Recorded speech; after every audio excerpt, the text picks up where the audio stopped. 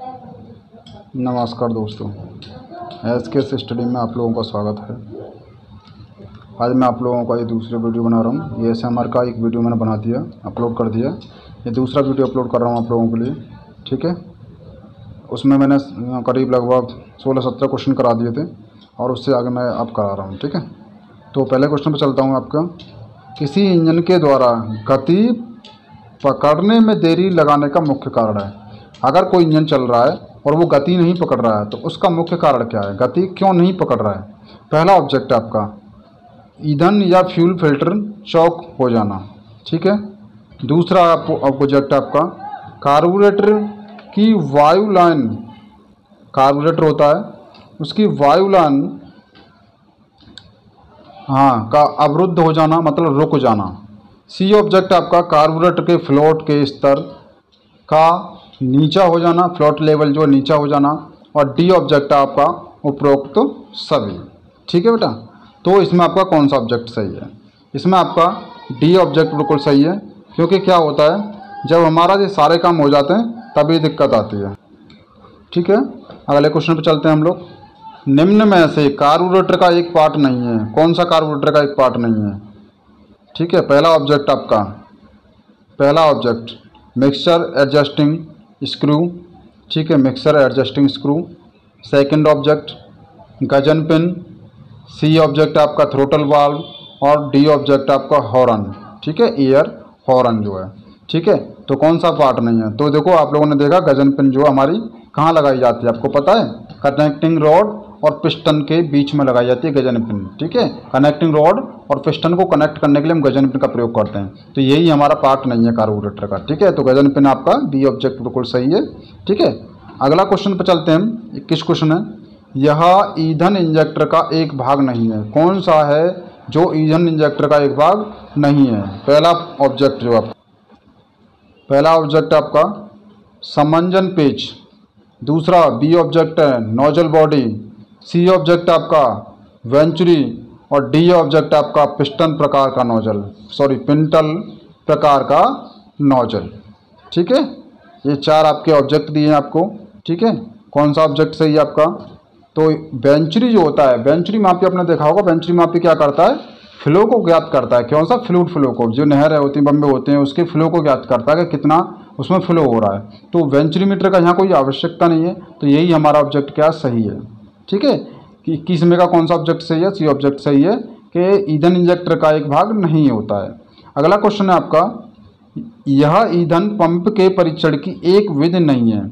ईंधन पंप जो होती है हम उसका परीक्षण करते हैं, उसमें कौन सी ये विधि नहीं है, ठीक है। पहला ग्रेविटी टेस्ट, गुरुत्व परीक्षण। बी ऑब्जेक्ट आयतन परीक्षण, प्रेशर टेस्ट, ठीक है, आयतन परीक्षण प्रेशर टेस्ट। सी ऑब्जेक्ट दाब प्रेशर टेस्ट, ठीक है, हाँ, ठीक है। और चौथा आपका निर्वात परीक्षण वैक्यूम टेस्ट। तो कौन सा ऑब्जेक्ट आपका इसमें सही है?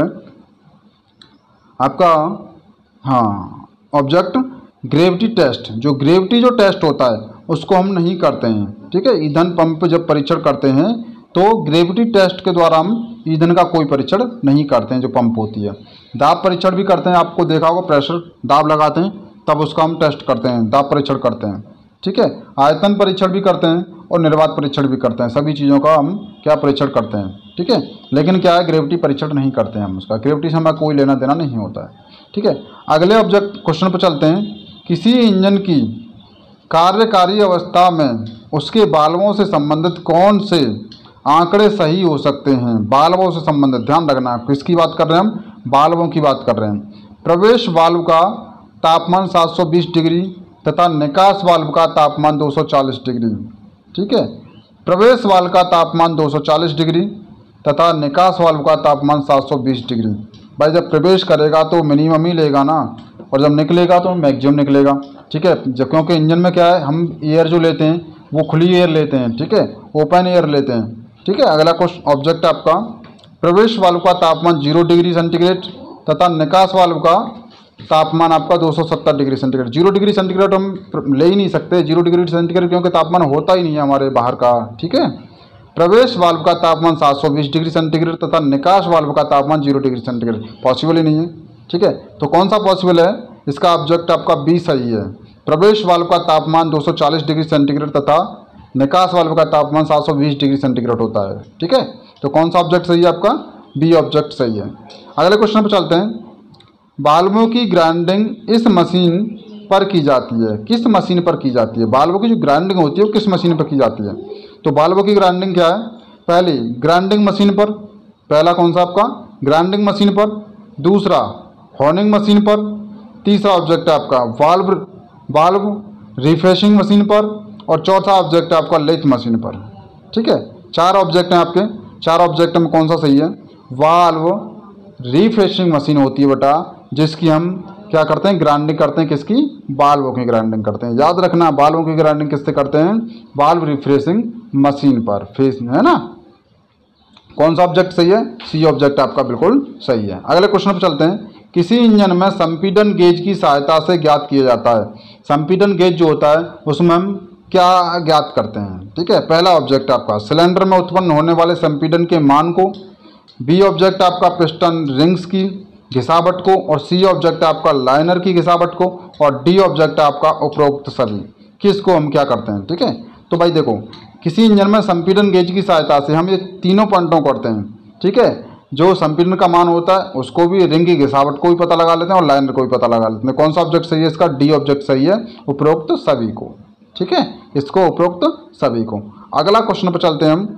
किसी डीजल इंजन के संपीड़न परीक्षण की प्रक्रिया के अंतर्गत सिलेंडर में दाब का मान होना चाहिए, ठीक है। जब हम संपीड़न परीक्षण करते हैं तब सिलेंडर में कितना दाब होना चाहिए, ठीक है। तो पहला ऑब्जेक्ट है आपका 25 किलोग्राम पर सेंटीमीटर स्क्वायर से 28 किलोग्राम पर सेंटीमीटर स्क्वायर के मध्य, ठीक है, पहला ऑब्जेक्ट। बी ऑब्जेक्ट, दूसरा ऑब्जेक्ट है 10 किलोग्राम पर सेंटीमीटर स्क्वायर से 28 किलोग्राम पर सेंटीमीटर के बीच में होना चाहिए। सी ऑब्जेक्ट आपका 10 किलोग्राम पर सेंटीमीटर स्क्वायर से 20 किलोग्राम पर सेंटीमीटर स्क्वायर के मध्य। और अगला नेक्स्ट ऑब्जेक्ट है डी ऑब्जेक्ट आपका 25 किलोग्राम पर सेंटीमीटर स्क्वायर से 30 किलोग्राम पर सेंटीमीटर स्क्वायर मध्य। 4 ऑब्जेक्ट हैं आपके। 4 ऑब्जेक्ट में कौन सा सही है, ठीक है। डीजल इंजन के संपीड़न परीक्षण की प्रक्रिया के अंतर्गत सिलेंडर का दाब होना चाहिए। जब हम संपीड़न परीक्षण करते हैं तब हमारा क्या है? सिलेंडर के अंदर कितना दाब होना चाहिए? ये ऑब्जेक्ट आपका बिल्कुल सही है। 25 किलोग्राम पर सेंटीमीटर से 28 किलोग्राम पर सेंटीमीटर स्क्वायर के मध्य होना चाहिए। कौन सा ऑब्जेक्ट सही है आपका? ये ऑब्जेक्ट आपका बिल्कुल सही है, ठीक है। अगले क्वेश्चन पर चलते हैं हम। अगला क्वेश्चन हमारा, यह पार्ट कार्बोरेटर में नहीं पाया जाता है। कौन सा पार्ट है जो कार्बोरेटर में हमारा नहीं पाया जाता है, ठीक है। ये कौन सा पार्ट हमारा जो है कार्बोरेटर में नहीं पाया जाता है? पहला फ्लोट चैम्बर, बिल्कुल पाया जाता है वैसा कार्बोरेटर में फ्लोट चैम्बर जो है। बी रोटर कार्बोरेटर में कहीं नहीं पाया जाता है। तो ऑब्जेक्ट बी आपका सही है, रोटर आपका कार्बोरेटर में नहीं पाया जाता है। निडल वाल्व कार्बोरेटर में पाया जाता है, ठीक है। वेंचुरीमीटर कार्बोरेटर में पाया जाता है, क्या है? कार्बोरेटर में पाया जाता है, ठीक है। तो क्लियर है ना, कोई प्रॉब्लम तो नहीं। अगले क्वेश्चन पर चलते हैं। रोलर भुजा इसमें लगी होती है। रोलर भुजा जो होती है वो किस में लगी होती है? पहला ऑब्जेक्ट जर्ग प्रकार के ईंधन पंप में। दूसरा ऑब्जेक्ट आपका यांत्रिक प्रकार के ईंधन पंप में। सी ऑब्जेक्ट आपका वायु संपीड़न में। और चौथा ऑब्जेक्ट आपका डी ऑब्जेक्ट आपका कार्बोरेटर में। किस में पाया जाता है हमारा? तो बेटा बी ऑब्जेक्ट आपका सही है। यांत्रिक प्रकार के ईंधन पंप में हमारा क्या है?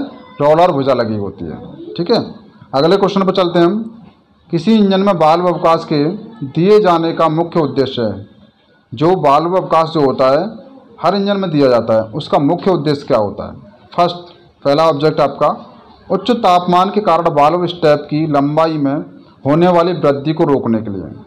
बी ऑब्जेक्ट आपका इंजन में वायु को अधिक मात्रा को भेजना, वायु की जो अधिक मात्रा है उसको भेजना, ठीक है।